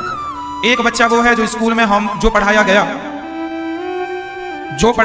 वो बच्चा आया, खाया पिया और पढ़ने बैठा। जो पढ़ाया गया वो पढ़ लिया उसने। और एक बच्चा वो है जो पढ़ा स्कूल में, वो वाकई अपने माँ बाप को, अपने छोटे भाई को, अपनी बहन को पढ़ा दिया। एक पढ़ लिया, एक वही सब्जेक्ट को उसने तुरंत पढ़ा दिया। किसे बुद्धिमान कहेंगे आप? पढ़ लिया और पढ़ा दिया। हाँ, जोर से पढ़ लिया, पढ़ा दिया। ऐसे बच्चे कम होते हैं, पर जो ऐसा होगा वो ऐसा होगा कि सारी दुनिया उसे देखेगी। पढ़ना नहीं है, पढ़ करके तुरंत वो लेसन पढ़ा दो आप, ऐसे पढ़। स्वामी विवेकानंद जी जिस पुस्तक को एक बार पढ़ लेते थे पूरा याद होता था। एक बार स्वामी विवेकानंद जी विदेश जा रहे थे, नाव में बैठना, बड़ी बड़ी जहाजें होती थी उस जमाने में।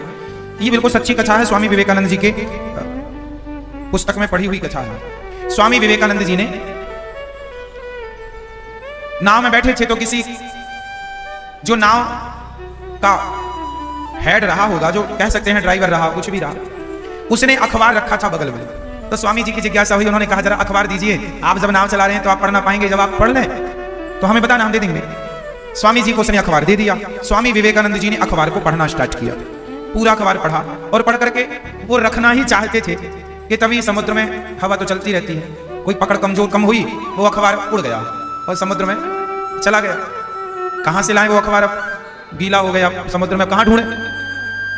अब ड्राइवर ने जो विवेकानंद जी को डांटना शुरू किया, आपने हमारा अखबार, हमने पढ़ा नहीं था और आपने हमारा अखबार पानी में गिरा दिया। स्वामी जी ने कहा भैया नाराज मत होइए, मैं आपके अखबार को अभी आपके सामने लाकर रखता हूं। आप कैसे लाओगे? वो तो बह गया। नहीं है, जो पढ़ा है अंदर है। उन्होंने पूरा कागज उठाया, कलम उठाई और उन्होंने पूरा अखबार लिख दिया। जो जो पढ़ा पूरा अखबार का एक एक अक्षर स्वामी विवेकानंद जी ने जस की तस लिख कर दे दिया। ये रहा अखबार। ऐसी बुद्धि थी स्वामी जी की। पढ़ते थे एक बार, एक ही विषय को बार बार पढ़ने से अच्छा है मन लगाकर एक बार पढ़ लीजिए, सदा के लिए मस्तिष्क में जाकर बैठ जाए। और ये तब पॉसिबल है। बच्चों को ये चीज आप लोग सिखाया करो कि जो पढ़कर आते हो, इसलिए आप अपने छोटे भाई को पढ़ाया करो, वही पढ़ाओ जो पढ़ के आए हो। तो पढ़ाने से ना वो चीजें जल्दी आ जाती हैं। पढ़ाने वाला जो होता है वो ज्यादा जिम्मेदार होता है। पढ़ने वाला जिम्मेदार है कि पढ़ाने वाला? स्वाभाविक है कि पढ़ने वाला गैर जिम्मेदार हो सकता है, पर पढ़ाने वाला जिम्मेदारी से पढ़ाएगा। इसलिए जो स्कूल में पढ़कर आते हैं बच्चे, उनसे बोला करो तुम अपनी बहन को पढ़ाओ, भले कुछ भी हो, पर पढ़ाने के उसका लीडरशिप जागेगी, उसका वो ये भाव जागेगा कि मुझे पढ़ाना है। उस हिसाब से कल वो पढ़ेगा कि हमें भूलने के लिए नहीं पढ़ना, हमें पढ़ाना भी। तो माँ ही तुम ही कह दिया करो बेटा जो आपने पढ़ाया वो हमें पढ़ाओ, तुम ही पढ़ लिया करो। इससे क्या होगा? बच्चे जल्दी मजबूत होंगे। इतना समय पढ़ाई में खर्च करने की आवश्यकता नहीं है। हमारे देश में आज जितना समय पढ़ाई में लगता है इतनी आवश्यकता नहीं है। भगवान श्री कृष्ण केवल 64 दिन पढ़ने के लिए गए और 64 दिन में वो सीख कर आए जो व्यक्ति सारी जिंदगी ना सीख पाए। वो भगवान है, छोड़ो वो भगवान है, पर फिर भी सामान्य व्यक्ति है ना, बहुत कम समय में बहुत ज्यादा सीख सकता है सारी जिंदगी। अच्छा ये बताओ, आप व्यापार करते हैं, कितने व्यापारी ऐसे हैं जो कहीं पढ़ने नहीं गए, कोई यूनिवर्सिटी कोई कॉलेज में कोई डिग्रियां नहीं पढ़े पाए, पर आज वो सफल व्यापारी सफल बिजनेसमैन है। क्यों? क्योंकि उन्होंने कागजी पढ़ाई पूरी नहीं की, उन्होंने अनुभव की पढ़ाई की है, अनुभव ज्यादा पाया है उस सब्जेक्ट का, उस विषय का। क्यों जी? सही है, अनुभव। तो अनुभव ज्यादा होना चाहिए। अच्छा बताओ, कोई कहे कि बाल काटना, चलो बाल काटना सीखते हैं। अब आप कहेंगे लो इंजीनियर नहीं बन रहा है, एडवोकेट नहीं बन रहा है, सीए क्लियर नहीं कर रहा है, ये क्या करने लगा? बाल काटना कोई? मैंने सुना है कि हमारे देश में एक बाल काटने वाला है जो एक बार बाल काटने का एक आदमी से 10,000 रुपए लेता है और लोग भीड़ लगी रहती है उसके यहाँ बाल कटाने वालों को। अब सोचो वो कैसे बाल काटता होगा कि 10,000 रुपए लेके बाल काट रहा है। हाँ या ना? अर्थ क्या निकला? अर्थ ये नहीं निकला। जरूरी नहीं है कि आप डॉक्टर होंगे तो ही सफल होंगे, एडवोकेट हैं आप तो ही सफल हैं, आप बड़े बिजनेसमैन हैं तो ही सफल हैं। आप अपनी बुद्धि को वहां भी लगा सकते हैं जहां किसी की बुद्धि नहीं जा रही। अब बताइए, हमारे देश में एक आदमी, एक नहीं कुछ आदमी ऐसे हैं जो भोजन बनाते हैं, खाना बनाते हैं, खाना बनाते हैं। नाम है व्यक्ति का संजीव कपूर। खाना बनाता, भोजन बनाता, भोजन बनाता। आप इंजीनियरिंग कर रहे हैं, आप ये पढ़ रहे हैं, वो पढ़ रहे हैं, ये वो खाना बनाता। ऐसे भोजन बनाता है कि वो भोजन बनाने का, वो बनाने का नहीं, अब तो बनाने का नहीं, अब तो भोजन बनाना सिखाने का करोड़ों रुपए लेता है। क्यों जी? तो जरूरी नहीं है कि आप बड़ा लंबा पढ़ें हम ये नहीं कहते पढ़ना नहीं चाहिए, पढ़िए, आगे चलिए, पर आप 10वीं फेल भी हैं तो अपने आप को कमजोर ना समझिएगा। आप बहुत कुछ कर सकते हैं यदि आप करना चाहें तो, और वरना आप ये सोच रहे मैं तो फेल हूं। परंतु आप हार ना मानिए कि हमारे पास डिग्रियां नहीं हैं। साहब एक बात बताएं, आजकल तो डिग्रियां सरकार को ही चाहिए। डिग्रियां किसे चाहिए? और सरकार डिग्रियां देती है और वही डिग्रियां मांगती है। एक शहर में अभी नाले का काम चल रहा है, एक शहर में नाले का काम चल रहा था। वो कंक्रीट से नाला तैयार कर रहे थे, तैयार हो गया उनका नाला, पानी गिरा तो मिट्टी का ऐसा दबाव बना कि पूरा नाला ढह गया। सड़क बनाई, महीने भर बाद गड्ढे, कहां है सड़क, कहां है पता नहीं चल रहा है। तो ये कौन लोग काम कर रहे हैं? डिग्री वाले लोग, जिनके पास सरकार ने डिग्री दे दी, सरकार ने डिग्री ले ली। ऐसे काम। आज सरकारी स्कूल कितने हमारे देश के गांव-गांव में है। कौन आदमी सरकारी स्कूल में पढ़ाना चाहता? वो लोग पढ़ा रहे हैं जो मजबूर हैं। खुशी खुशी कोई नहीं पढ़ाना चाहता। क्यों? क्योंकि उनकी डिग्रियों पर किसी को विश्वास ही नहीं रहा। क्यों जी? विश्वास नहीं है। प्राइवेट स्कूलों में हर माँ बाप बच्चे को पढ़ाना चाहते हैं। क्यों? सरकारी स्कूल में जो पढ़ाने वाले टीचर हैं उनकी तनख्वाह 50,000 है, लाख रुपए है, और प्राइवेट स्कूलों में 10-10 हजार रुपए में सरकारी प्राइवेट टीचर पढ़ाते हैं। 10,000, किसी की 8,000, किसी की 15,000। सही है? क्यों? कारण जानते हैं कि लोग अपनी जिम्मेदारियां नहीं समझ रहे हैं। भ्रष्ट हमारा देश भ्रष्टाचार में दबा हुआ। डिग्रियां हैं जिनके पास, उनकी डिग्रियों का क्या करेंगे?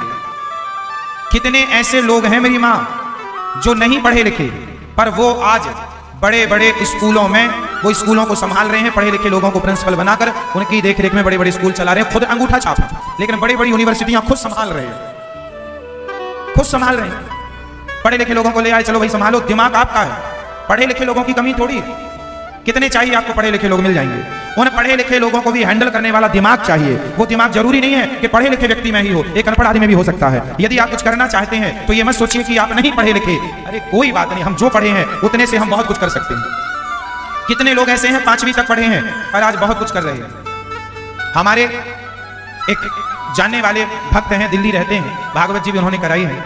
वो स्वयं ज्यादा नहीं पढ़े, उस जमाने में 5वीं 8वीं तक पढ़े हैं, लेकिन वो मशीनें बनाते हैं। जब वो मशीनें बनाते हैं तो उनके सामने बड़े बड़े पढ़े लिखे लोग आते हैं उनसे सीखने कि आप हमें आइडिया दीजिए। टैलेंट कागजों में नहीं होता, टैलेंट खोपड़ी में होता है, मस्तिष्क में होता है ना।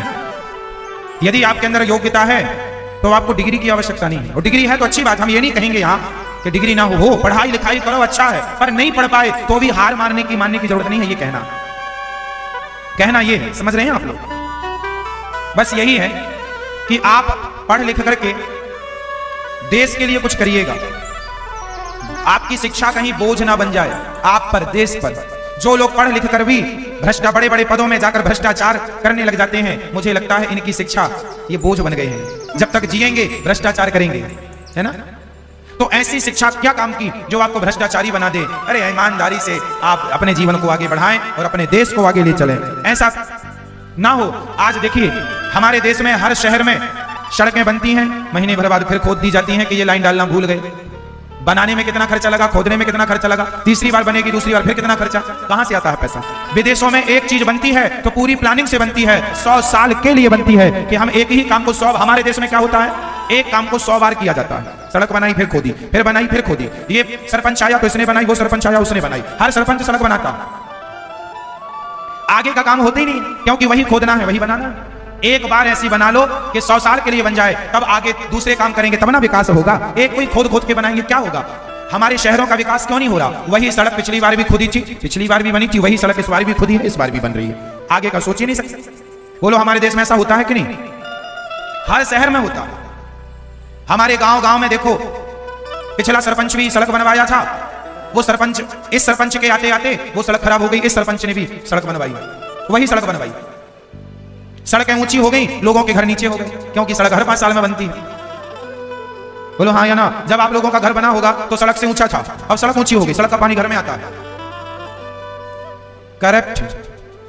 करप्शन इतना ज्यादा, भ्रष्टाचार इतना ज्यादा। कौन लोग कर रहे हैं? गांव का मजदूर आदमी, कोई अनपढ़ आदमी भ्रष्टाचार नहीं कर रहा है, पढ़े लिखे लोग। कौन लोग हैं ये? यही भार है, यही बोझ है पृथ्वी में।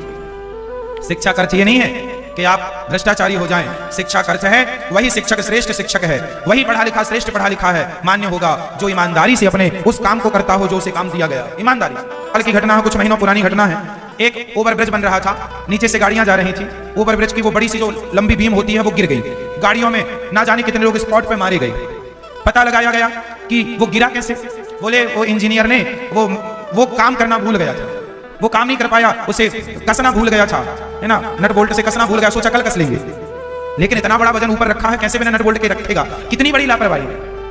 गलती आपने की, केवल नट बोल्ट नहीं कसा, गिर गई, वो लोग मारे गए जिनका कोई लेना देना नहीं था। गलती कोई करता है, भोगता कोई है। इसलिए हमारे देश में ऐसी शिक्षा की जरूरत है, कम ही पढ़ें पर जितना पढ़ें वो व्यवस्थित पढ़ें, जिम्मेदारी पूरी करना। अब हमारे देश में सड़कों के बीच में गड्ढा खोद देते हैं, उसमें वो ढक्कन लगाना, सीवर लाइन में ढक्कन लगाना भूल जाते हैं। कितने लोगों की हमारे देश में डेथ हो चुकी है इस बात पर, ढक्कन लगाना भूल गए थे। ऐसे लोगों को काम पे रखा क्यों जो भूल जाए? और भूल जाने के लिए तुम्हें काम पे थोड़ी रखा है।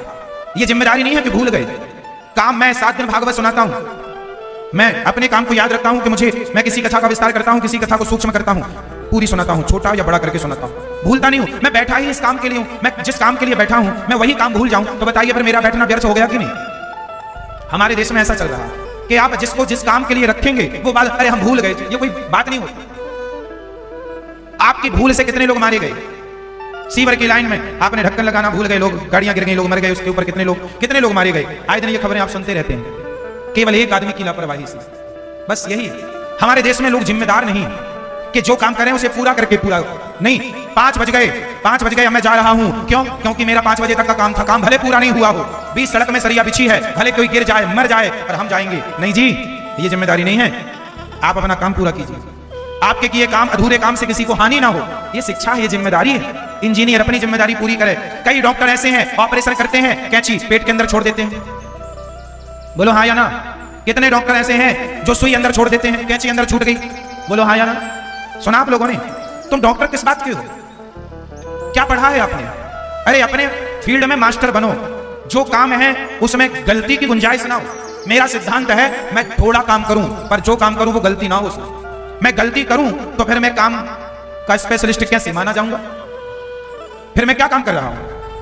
टालम टोल करने की बात नहीं है कि आपने टाल दिया ना, जिम्मेदारी इसको नहीं कहते। जो काम दिया है उसे पूरा करिए उसे, ये जिम्मेदारी है आपकी, तब देश आगे बढ़ेगा। डॉक्टरों को ऐसी शिक्षा प्राप्त होनी चाहिए कि तुम्हें काम पूरा करना है, ये नहीं कि कैंची अंदर छोड़ दो। कोई हाथी का पेट थोड़ी था कि तुमने कैंची वहां रख दी तो यहां आने में फिर दिखाई ना पड़ी। क्यों? कि उस कमरे में कैंची रखी, कोई कमरा भर का पेट थोड़ी होता, जरा सा होता। देख लो क्या रह गया क्या नहीं। कई लोग वो कॉटन भूल जाते हैं पेट में, रुई भूल जाते हैं, और रुई के चक्कर फिर फाड़ो पेट। मतलब गैर जिम्मेदार हमारे देश में बहुत मिल जाएंगे हर फील्ड में। मास्टर टीचर लोग बच्चों को पढ़ाने आते हैं। अभी मैंने सुना कि टीचर ने एक बच्चे को इतना मारा कि मर गया बच्चा। क्या है ये क्या कर रहे हैं आप? बच्चे को इतना मारा कि मर गया बच्चा, ये क्या शिक्षा है? ये क्या पढ़े लिखे हैं? कुछ भी। मतलब हमारे देश में गैर जिम्मेदारी ज्यादा है, लोग जिम्मेदार नहीं है अपने काम को लेके। इसलिए मेरी मान्यता है, ये दास अनिरुद्ध यही कहेगा आपसे, आप जितना पढ़े हैं, जितना जानते हैं, जो करते हैं उसे ईमानदारी से पूरा करना सीखिए, ठीक है? बच्चों को योग्य बनाइए। योग्यता का अर्थ ये नहीं कि बड़ी डिग्री हो, अच्छे संस्कार हैं तो आपका बच्चा योग्य है। डिग्रियां तो दुष्टों के पास भी बहुत है, जो पीएचडी कर लेते हैं वो डिग्रियां बड़ी बड़ी रख करके भी उल्टे सीधे काम करते हैं, शराब पीते हैं, मांस खाते हैं, ठगते हैं, चोरी करते हैं, डाका डालते हैं, भ्रष्टाचार करते हैं। तो डिग्रियों का क्या करें भाई साहब? संस्कार कहां है ये बताओ? देश तरक्की डिग्रियों से ना करेगा, देश तरक्की संस्कारों से करेगा। बताओ, संस्कारी बनो और देश को आगे ले जाओ, महान विचार बनाओ, अपने अच्छा काम करो। बड़ा बनने के लिए आपको क्या करना चाहिए? रामदेव बाबा जी के पास कोई डिग्री नहीं है, लेकिन आज उनका व्यापार पूरे देश विदेशों में है। भारत का नाम अर्थात हमारा जो आयुर्वेद है, हमारा जो भारतीयता है, आखिर उसको किसी न किसी प्लेटफॉर्म तक पहुंचाया ना उन्होंने।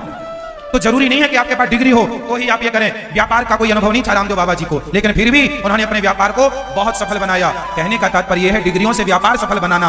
आप सोचें कि डिग्रियों से सब काम हो सकता है, नहीं। आपकी मेहनत, आपकी लगन आपको आगे ले जाएगी। जैसे रामदेव बाबा को उनकी लगन, उनकी निष्ठा ने उन्हें आगे पहुंचाया। वो जिस क्षेत्र में चले चले गए, डिग्रियों की कोई परवाह ना की कि डिग्रियां हमारे पास हैं कि नहीं, क्या करेंगे हम डिग्रियों का? बताओ, टाटा बिरला अडानी अंबानी से कौन पूछ रहा है उनकी डिग्रियां कितनी है? इसलिए जरूरी नहीं है कि हम बहुत बड़ी डिग्री लेके आगे जाएंगे ना जी। आप जहां हैं वहीं से आप पॉजिटिव विचारधारा से आगे बढ़िए, आप वहां पहुंच जाएंगे जहां जाने की लोग सोचेंगे। पहुंचिए आप, अपने बच्चों को योग्य बनाइए। और आज की शिक्षा नीति को मेरे हिसाब से परिवर्तन करने की आवश्यकता है। मेरे हिसाब से ऐसी शिक्षा दी जानी चाहिए जिसमें बच्चे सेल्फ डिपेंड बने, आत्मनिर्भर बने। आज तो नौकरी, आज पढ़ लिख लेते हैं बच्चे, बस नौकरी दे दो, नौकरी दे दो, नौकरी दे दो। आज की शिक्षा नौकर बनाने वाली शिक्षा है। और हमारी भारतीय शिक्षा वो शिक्षा रही जहां नौकर नहीं, मालिक बनाने की शिक्षा दी जाती थी। तुम्हें नौकर नहीं बनना, मालिक बनना है। पढ़ लिख कर क्या बनना है? जोर से, मालिक। क्या बनना है? मालिक, नौकर नहीं। और आज की शिक्षा क्या बना रही है? नौकर। इसलिए हमारा देश पीछे है, क्योंकि यहां नौकर बनने की होड़ लगी है। हमें भी नौकर बना लो, हमें भी नौकर बना लो। कोई ये नहीं कहता हम भी मालिक बनेंगे, हम भी मालिक बनेंगे। नौकरियां लेने वालों की भीड़ है, देने वालों की कमी है। आप अपने बच्चों को नौकरियां देने वाला बनाना, ना कि नौकरियां लेने वाला, देने वाला बनाओ। बस विचारों की कमी है मेरी मां। बस जितना पढ़ाया हमारे देश में जाता है, मेरे हिसाब से कम समय में ज्यादा से ज्यादा पढ़ाया जा सकता है। कम समय में ज्यादा। और पढ़ाई ऐसा ना हो कि केवल बच्चा पढ़े। मेरी मान्यता है कि काम भी करे बच्चा और पढ़ाई भी करे बच्चा, तो वो पढ़ाई ज्यादा कारगर होगी कि उसे अनुभव भी मिल रहा है प्रैक्टिकली। क्यों जी? सही है। पढ़ाई का सिद्धांत बिल्कुल अलग। मुझे लगता है कि 12-15 साल से बच्चों को काम दे देना चाहिए। काम भी करो, पढ़ाई करो, तो पढ़ाई पूरी होते होते कामों का अनुभव हो जाएगा। अब 25 साल का छोरा डिग्रियां लेके जाता है, अब काम सीख रहा, ये काम अब ऐसे कैसे करना। चाइना के 12-12 साल के बच्चे कैलकुलेटर बनाना जानते हैं। चाइना में बच्चे क्या बना लेते हैं? हमारे देश के बच्चे खिलौनों में खेलते हैं, चाइना के बच्चे खिलौने बनाते हैं। हमारे देश के बच्चे गेम खेलते हैं, चाइना के बच्चे गेम बनाते हैं। कितने आगे हैं वो। उनकी शिक्षा प्रणाली अलग है, हमारी शिक्षा प्रणाली अलग है। शिक्षा व्यवस्था अलग है हमारी। मेरी मान्यता यह है कि हमारी शिक्षा प्रणाली ऐसी हो कि बच्चों को शिक्षा के संग संग अनुभव देने। स्कूलों में केवल शिक्षा ना हो, पूर्ण रूपेण अनुभव हो। अनुभव। आप एक काम करिए, देखो हमारे यहां इंग्लिश सीखने में बच्चों को कई साल लग जाते हैं। क्या सीखने में? सिंपल है, इंग्लिश सीखना सिंपल है। आप क्या करिए, स्कूलों में ऐसा जो पढ़ाना इंग्लिश आप 1 महीने में सीख सकते हैं, 2 महीने में। बच्चे तो और जल्दी सीख सकते हैं। कैसे? मैं आपको बताऊं। आपको इंग्लिश बोलना नहीं आता, आप उन लोगों के साथ रहना शुरू कर दीजिए जो केवल इंग्लिश में बोलते हैं। आप 1 महीना रहिए, बिना ग्रामर के आप फॉरवर्ड इंग्लिश बोल सकते हैं, क्योंकि आप उन लोगों के बीच में। आप वो हिंदी बोलते ही नहीं। आप अमेरिका चले जाइए, अंग्रेजों के साथ रहिए, इंग्लैंड चले जाइए, अंग्रेजों के साथ रहिए, वहां केवल इंग्लिश बोली जाएगी। आप रहिए, आप ना चाह करके भी 2 महीने 4 महीने के अंदर टॉप की इंग्लिश बोलने लग जाएंगे उनकी तरह। हाँ या ना? तो सीखने में समय क्या, साथ में रहने से क्या होगा? वो काम जल्दी हो जाएगा, अनुभव मिल जाएगा। तो हमें शिक्षा के स्तर को ऐसे अब बनाना चाहिए, अनुभव से सिखाना चाहिए। थोड़ा सा अभी भी हमारी शिक्षा पद्धति जो है बेहतर है, उसे और बेहतर किया जा सकता है। तरीके बदले जा सकते हैं पढ़ाने के, तरीके बदले जा सकते हैं बच्चों को गाइड करने के, समझाने के। बच्चों को प्रैक्टिकली ज्ञान बच्चों को दे दिया जाए। आप हमें कुछ बनाकर लाएंगे, बना के लाओ, जाओ कुछ आविष्कार करके लाओ। चलो आप साइंस की पढ़ाई पढ़ रहे हैं, चलो जाओ। आप हमें 1 महीने के अंदर अपनी ओर से कोई नया आविष्कार करके देंगे। जब आप उनको चैलेंज देंगे तब वो करेंगे उसमें काम, अपना दिमाग लगाएंगे। चैलेंज ही नहीं है जीवन में कुछ। चलो सीधी सीधी जिंदगी चल रही, चैलेंज तो हो। क्यों मेरी माँ? छोटे छोटे बच्चों के सामने चैलेंज होना चाहिए। आप बच्चों से कहिए चलो कूद के दिखाओ, ये कूद कर दिखाओ, बच्चे कूदेंगे। नहीं कूदना ही है तो बच्चे और जोर लगाएंगे, है ना? चैलेंज जरूरी है जीवन में, है ना? जीवन ऐसे सहजता से तो आप काका गागा याद कर लो, ABCD याद कर लो, 4-6 साल बाद इंग्लिश बोलना आपने स्टार्ट कर दिया, अच्छी बात है। लेकिन प्रॉपर आप जो मैं चाहता हूं, कम समय में ज्यादा नॉलेज। ये मैं तब की बात है, आज 4 साल में बच्चा इंग्लिश सीखता, 3 साल में सीखता होगा, है ना? और जल्दी तो 2 साल लेता होगा, और जल्दी तो साल भर लेता होगा। 4 महीने में ही हम सीख सकते हैं पूरी। ये पॉसिबल है, नथिंग इज इम्पॉसिबल। कोई भी काम संभव नहीं है, बस ये करना है। आज पढ़ने में कितना समय, आप PhD करते हैं, लगभग जो बच्चा PhD कंप्लीट कर लेता है उसकी उम्र 25 पार कर जाती है लगभग। सामान्य शायद कोई हो जो 25 साल में PhD कर ले पूरी। क्यों जी? सही है। 25 साल का आदमी, 25 साल का लड़का लगभग 30 साल की उम्र तक PhD हो पाती है। क्यों जी? सही है। किसी की 27 में हो पाती है, शायद कोई हो जो 25 साल में PhD कंप्लीट कर ले। क्यों?